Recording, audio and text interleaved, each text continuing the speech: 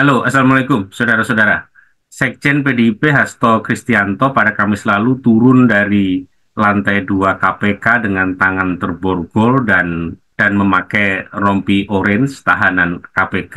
Tentu pemandangan ini bagi PDIP adalah pemandangan yang miris gitu. Akhiran kemudian sehari kemudian Ketua Umum PDIP Megawati Soekarno Putri mengeluarkan instruksi yang intinya memboikot pelaksanaan retret kepala daerah di Magelang, Jawa Tengah. Sampai hari Sabtu itu tercatat ada 47 kepala daerah yang tidak mengikuti retret dan memang mayoritas adalah kader PDIP. Nah, sementara itu di luar sana publik kemudian bersikap pro kontra terhadap sikap PDIP ini, ada yang mendukung dan tentu saja ada banyak juga yang mengkritik gitu. Tapi di internal PDIP sepertinya solid ya, meskipun kepala daerah itu sedang mengalami dilema, saya kira apakah dia akan mengikuti perintah dari hierarki partai atau mengikuti perintah dari hierarki pemerintahan. Dan pada akhirnya kalau kita lihat mayoritas dari kepala daerah yang berasal dari PDIP itu solid ya, tidak mengikuti retreat di Magelang. Tentu ini akan menjadi awal dari hubungan baru antara PDIP dengan pemerintah, lebih khusus hubungan baru antara Megawati dengan Prabowo Subianto. Kita akan menganalisis situasi ini bersama Bung Halili Hasan, peneliti politik yang juga pegiat hak asasi manusia. Halo Bung Halili, apa kabar? Kabar baik, Bung Ali. Kabar baik. Bung, Megawati melakukan satu reaksi yang barangkali tidak terbayangkan sebelumnya, yaitu memboikot retreat kepala daerah di Magelang, Bung. Anda melihat sikap Megawati ini seperti apa sesungguhnya? Apa yang ingin ditunjukkan Megawati dalam hal ini, Bung? Ya, tentu saja kita nggak nyangka ya, ternyata sebegitu dalam. Saya kira bukan bukan saja kemarahan ya, tapi Megawati itu tampaknya malu juga, Bung, karena sudah berkomunikasi ke publik kan, menyampaikan ke publik bahwa dia ada komunikasi dengan dengan Prabowo gitu ya. Misalnya kalau kita dengar statement Adian itu kan dia mengatakan bahwa iya memang ada komunikasi gitu ya antara ketua umum dengan presiden. Jadi dua ketua umum itu bicara soal kasus Hasto, tapi ya lebih ke dari hati ke hati, heart to heart gitu ya. Dia bicara sebagai ketua umum gitu kepada ketua umum yang lain gitu ya. Dan eh, kalau kita ingat misalnya Adian kan bahasanya kan kurang lebih ya gimana kalau anak buahmu diperlakukan tidak adil seperti itu gitu ya.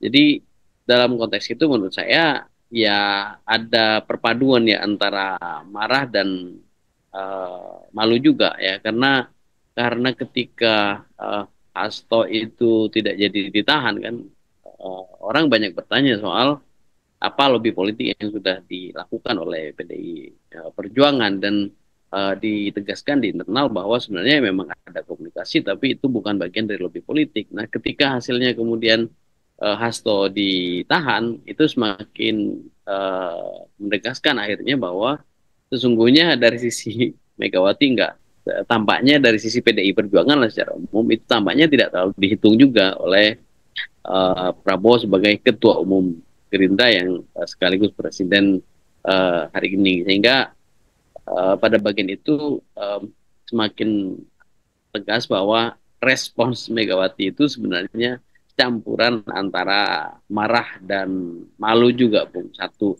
Yang lain, kita untuk melihat bahwa apa yang tadi dibilang oleh Bung Ali bahwa internal PDIP, kepala daerah terutama yang secara umum memang tidak ikut retreat ya, beberapa memilih untuk misalnya kayak wali kota Semarang memilih datang ke pasar karena memenuhi perintah dari ketua umumnya gitu ya dan seterusnya ada Masinton yang sudah di bandara tapi kemudian geser ke Jogja itu kan semakin menegaskan bahwa sebenarnya ketika ketua umum PDIP menginstruksikan lalu sebagian besar kepala daerahnya itu betul-betul tidak mengikuti retretnya kepala daerah yang diadakan oleh Presiden dan Kemendagri itu menegaskan bahwa kepala daerah yang mereka adalah kader PDIP sebenarnya solid. Jadi di internal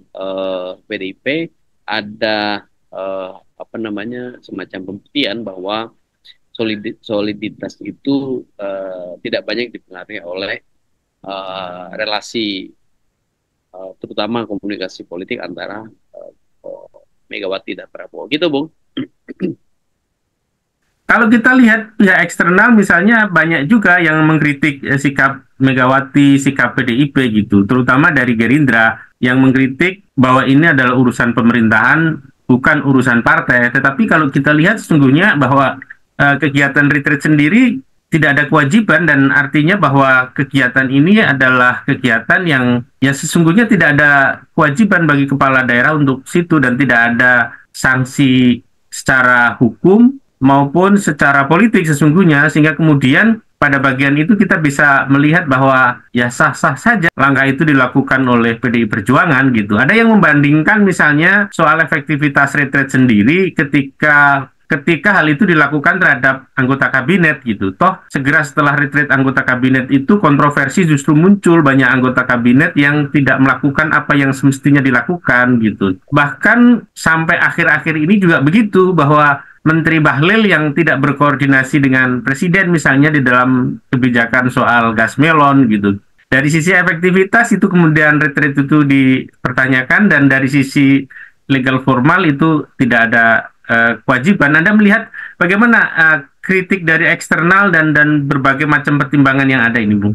Sebenarnya kan yang menarik itu dari apa namanya instruksi Megawati itu, Bung, Ketua Umum PDIP, itu yang menarik itu kan considerance ya. Ketika dia misalnya masuk dari pertimbangan kasus Hasto, itu kan ini nggak secara spesifik bicara soal efektivitas. Kalau saya ingin mengatakan bahwa retret itu sebenarnya tidak efektif, ya iya tidak efektif ya, karena ya bandingannya persis seperti yang tadi Bung Ali bilang ya, kabinet saja gitu ya, retretnya hasilnya begitu gitu ya.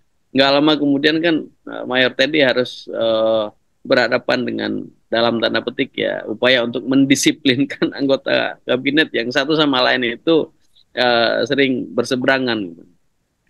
Kemarin misalnya di kasus ya seperti yang tadi Bung Ali bilang soal gas melon, kemudian soal dampak dari pemangkasan anggaran dan seterusnya, dan seterusnya. Itu kan sebenarnya mengindikasikan bahwa soliditas yang dibayangkan itu akan segera terbangun dari proses retret itu, ya itu tidak terjadi, sehingga efektivitas retret juga kita persoalkan. Saya kira dalam konteks kinerja kepala daerah itu juga sama kalau kita bicara soal efektivitas gitu ya, apalagi kalau kita bicara soal political legitimacy dari masing-masing kepala daerah dan presiden itu legitimasinya sama-sama dapat mandat politik dari rakyat di konteksnya masing-masing, presiden di tingkat nasional, kepala daerah itu di daerahnya masing-masing. Pertanyaannya kemudian apakah soliditas itu bisa dipastikan dengan retret itu, saya kira saya meragukan itu. Tapi yang menarik dari surat instruksi Ketua Umum PDIP adalah pintu masuk atau considerance yang dia jadikan alasan untuk mengeluarkan dua perintah itu kasus Hasto. Spesifik disebut di situ kasus Hasto. Jadi ada dua cara pandang yang berbeda sama sekali menurut saya kalau melihat substansi. Kelihatan sekali bahwa PDIP itu ingin menggiring semacam keyakinan mereka selama ini, menggiring publik pada keyakinan mereka selama ini bahwa kasus Hasto itu politisasi, itu kriminalisasi yang lebih banyak kasus politiknya, lebih banyak dimensi atau muatan politiknya dibandingkan hukum gitu ya.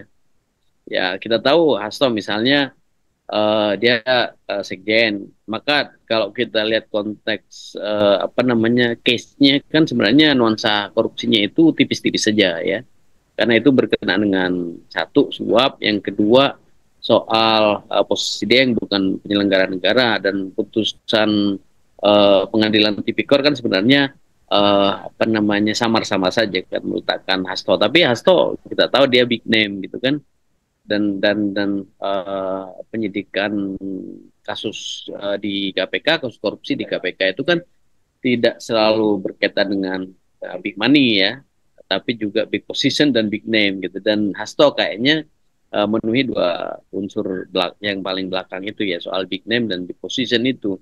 Maka karena itulah kemudian PDIP sangat yakin bahwa ini politis gitu, bukan hukum. Karena kalau betul-betul bicara pada dimensi hukum yang menjadi titik berat gitu ya, pasti case-nya bukan case Hasto tapi banyak kasus yang lain gitu ya, termasuk kasus apa misalnya si SRBI gitu ya, itu sebenarnya dari sisi hukum itu berat gitu ya, tapi itu tampaknya tidak terlalu menarik KPK karena unsur politisnya bisa menyinggung kekuasaan gitu ya. Jadi pada bagian itu uh, tampaknya PDIP itu ingin mengatakan bahwa kasus ini adalah kasus politik. Sementara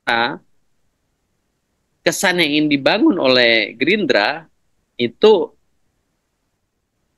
kasus ini murni kasus hukum gitu ya. Ini perbedaan tone yang ingin disampaikan ke publik gitu. Sehingga karena ini kasus hukum, maka presiden pun nggak bisa intervensi gitu. Jadi pada bagian ini menurut saya yang paling apa namanya menonjol ya dari surat instruksi itu adalah tone yang ingin disampaikan kepada publik. Yang satu seakan-akan ingin menegaskan bahwa ini murni politik, sementara yang lain itu seakan-akan ingin menegaskan bahwa ini adalah murni hukum, sehingga nggak relevan kemudian kalau instruksi itu yang berkaitan dengan retret mesti keluar, sementara apa namanya PDIP sangat yakin betul bahwa ini dasarnya adalah konsideran yang ada di dalam instruksi itu, yaitu kasus Hasto, sehingga cara melihat kemudian berbeda.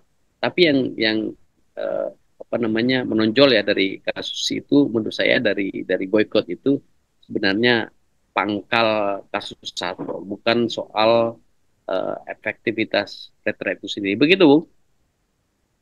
Tentu klaim adanya kriminalisasi ini menarik untuk ditelaah lebih jauh ketika hukum dikontrol oleh politik seperti yang terjadi di Indonesia. Maka segala sesuatunya, apalagi untuk high profile, big name, dan terkait dengan politik, memang bukan tidak mungkin bahwa kasus-kasusnya memang ada politisasi, ada kriminalisasi yang berkelindan di situ gitu. Nah, keyakinan Megawati bahwa ini adalah kriminalisasi barangkali juga dilatari juga oleh situasi-situasi sebelumnya ketika PDIP berada di dalam kekuasaan dan tahu persis bahwa memang kriminalisasi terhadap aktor-aktor politik itu memang terbuka untuk dilakukan. Derajat kriminalisasinya cukup tinggi atau bagaimana dalam case-case seperti ini?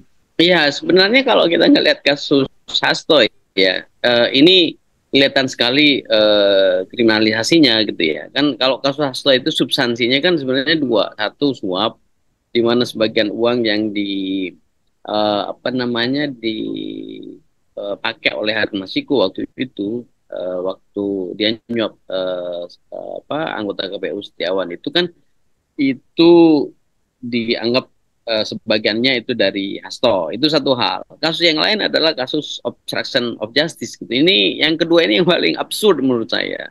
Kalau kita dengar keterangan dari Effendi Simbolon misalnya, yang mengatakan bahwa 4 tahun sebenarnya Hasto itu dilindungi oleh Pak Jokowi gitu. Jadi pada bagian itu yang melakukan obstruction of justice, yang menghalang-halangi proses penyidikan itu Hasto atau presiden gitu waktu itu gitu ya. Jadi kelihatan sekali kan upaya untuk melakukan kriminalisasi itu. Kalau kasus obstruction of justice itu serius, menurut saya harusnya apa namanya KPK itu mendalami keterangan dari Effendi Simbolon. Jadi sayangnya kan itu tidak dilakukan, sehingga menjadi kelihatan sekali aspek kriminalisasi dan muatan politik pada kasus ini gitu. Tapi yang menarik pada PDIP itu sebenarnya satu, PDIP itu pernah punya pengalaman itu, Bung, karena PDIP itu ada di dalam pemerintahan gitu.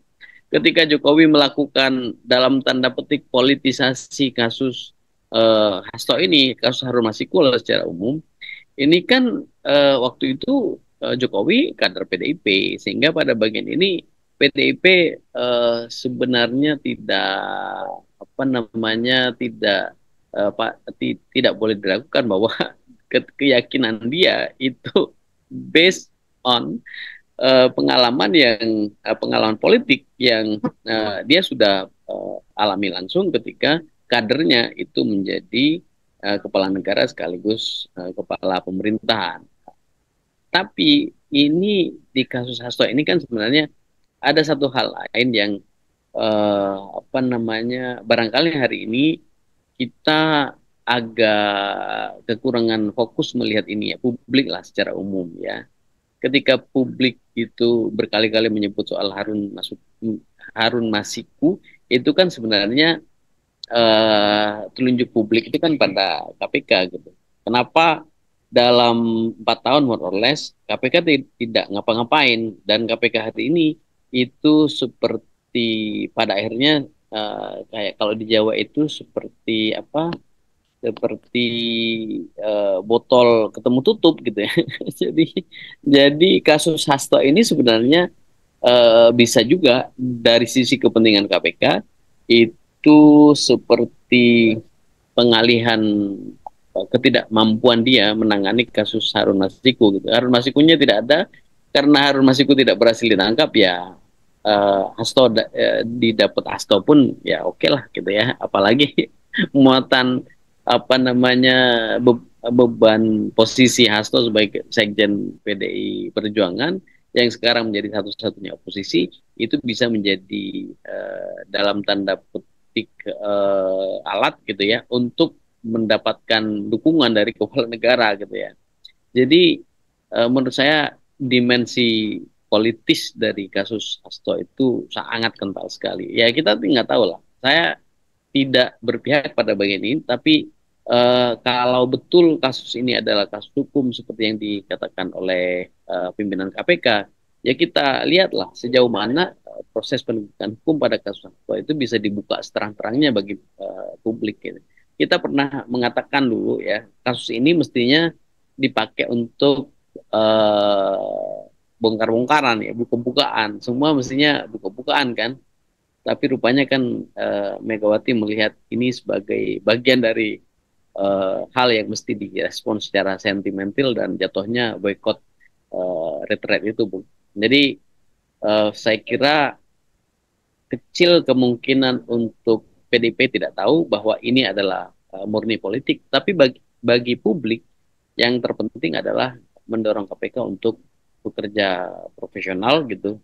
Penegakan hukum itu sejauh mana pada kasus. Tapi yang lebih penting lagi adalah ada satu pola korupsi yang harus dibongkar dalam kasus Hasto, sehingga secara hukum kasus Hasto hanya pintu masuk saja dari desain besar bahwa politisi dan pejabat negara dan apa namanya pengaruh kekuasaan itu bisa sangat mempengaruhi satu proses korupsi, dan karenanya gerakan anti korupsi itu harus membongkar kelindan relasi antara tiga hal itu. Begitu, Bung Ali? Yang menarik tentu ke depan bahwa ini sudah semakin jelas, semakin terang siapa koalisi dan siapa oposisi gitu. Kalau kemarin masih ada satu proses saling merayu gitu, PDIP, kemudian Megawati selalu mengatakan bahwa kami tidak ada masalah dengan Pak Prabowo, kami memiliki hubungan yang baik dengan Pak Prabowo, kemudian ada semacam diplomasi nasi goreng dan segala macam, itu masih ada semacam saling ingin merayu, saling ingin mendekat gitu. Tetapi di dalam case ini situasinya kemudian drastis berubah, bahwa PDIP memposisikan diri sepenuhnya sebagai oposisi, dan kemudian di sisi lain ada Kim Plus yang kemudian memposisikan diri sebagai bagian dari pendukung pemerintah. Nah, ke depan akan seperti apa pola relasinya ini, Bung, ketika segala sesuatunya sudah jelas seperti saat ini? Saya kira sejak awal kita sudah melihat bahwa sebenarnya tantangan dari relasi Prabowo Mega itu adalah relasi Prabowo Jokowi gitu. Jadi ada satu aktor dengan dua relasi yang sialnya gitu. Eh, relasi antara dua hal ini. Jadi kalau kita bilang soal apa namanya, taruhlah relasi segitiga gitu ya. Ini segitiganya betul-betul panas di sisi Mega Jokowi, sementara Prabowo harus apa namanya, menjadi faktor dalam relasi dua orang ini. Jadinya panas dingin, Bung. Jadi di sisi Prabowo itu jadinya panas dingin. Karena di sisi apa Jokowi dan Mega itu sebenarnya panas, sementara Mega Prabowo sebenarnya kan dingin-dingin saja. Sehingga sekarang yang panas dingin justru Prabowo, dan keluarannya seperti yang sekarang gitu. Sialnya, Bung, sentimen publik terhadap Prabowo ini kan sebenarnya agak semakin negatif ya, bukan agak, semakin negatif. Beberapa tagar aksi dan segala macam Indonesia gelap, kemudian kabur aja dulu, kemudian respons beberapa utusannya yang juga tidak proper, menterinya yang juga tidak proper, yang kena-kenakan gitu ya, dan itu oleh Gensi sudah direspons sedemikian rupa, itu menunjukkan bahwa sebenarnya sentimen publik terhadap Prabowo sekarang negatif. Sialnya, ketika rakyat berharap Prabowo tidak hidup rakyat, yang dia terapkan justru hidup Jokowi. Nah, ini bagi publik itu menggemaskan gitu, itu menggemaskan. Tapi dari sisi relasi aktor, pasti ini kan sangat menggemaskan bagi Megawati gitu ya. Ini menggemaskan bagi Megawati. Eh, saya secara pribadi tentu sempat berharap Megawati akan datang di apa namanya ulang tahun Gerindra. Gerindra gitu kan. Nah, yang itu pasti akan mempengaruhi juga, dan akan bukan saja mempengaruhi tapi juga menjadi lebih terang ke publik bagaimana relasi Prabowo Mega di tengah relasi Prabowo Jokowi gitu ya. Tapi kan eh, ya kalau kalau saya menganalisis secara objektif, kalau Megawati datang kan harapannya kan presiden juga datang dalam kongresnya eh, PDIP di bulan April nanti gitu ya. Tapi dengan Megawati nggak datang, itu kan sebenarnya mengonfirmasi bahwa eh, presiden sangat mungkin tidak diundang, Bung, ya, dalam kongres itu gitu ya. Jadi pada bagian itu sebenarnya sekarang menjadi lebih terang bagi publik bahwa eh, apa namanya, Prabowo itu akan cenderung berpihak pada Jokowi dalam relasi yang panas dingin gitu ya, eh, paling tidak di depan publik gitu ya. Kalau bahasa kita itu banyak ruang untuk Prabowo memainkan tipuan-tipuannya, manuver-manuvernya, kamuflasenya. Jadi di ruang publik diangkat-angkat, tapi kebijakannya itu dipangkasin semua gitu. Bisa jadi begitu ke depan. Tapi yang semakin terang sekarang adalah relasi Prabowo dengan Mega, saya kira, dengan PDIP lah secara umum. Secara eh, kelembagaan agak sulit membayangkan PDIP itu akan dalam tanda petik menjadi oposisi loyal, atau apalagi bergabung ya ke Kim Plus misalnya, atau ke pemerintahan Prabowo dalam apa namanya, dinamika belakangan ini di mana ada boykot atas rhetoric itu sulit saya kira membayangkan bahwa apa namanya, PDIP itu akan lunak ya terhadap pemerintahan ini, karena menurut saya kalau kita lihat suratnya itu kan sangat sentimental, Bung. Sangat sentimental, dan itu bisa masuk ke wilayah yang akan apa namanya, secara psikologi politik itu menciptakan barier ya pada sisi PDIP dan Megawati terutama. Gitu, Bung. Oke, terima kasih Bung Halili. Yang pasti kalau kita lihat PDIP solid, jika kemudian PDIP menganggap ini kriminalisasi dan PDIP menafsirkannya sebagai gertakan politik, maka Megawati balik menggertak dengan caranya sendiri, dan faktanya bahwa internal PDIP solid, dan tentu ini akan menjadi satu relasi yang lebih clear, lebih hitam putih antara koalisi pemerintahan dan oposisi, dan justru ini akan menjadi lebih baik bagi Indonesia karena ide-ide alternatif bisa jadi muncul dari PDIP dan elemen-elemen masyarakat sipil. Terima kasih Bung Alili atas analisis-analisisnya. Saudara-saudara, ikuti terus Politika 19, kritis, mencerdaskan. Terima kasih atas atensinya. Wassalamualaikum warahmatullahi wabarakatuh.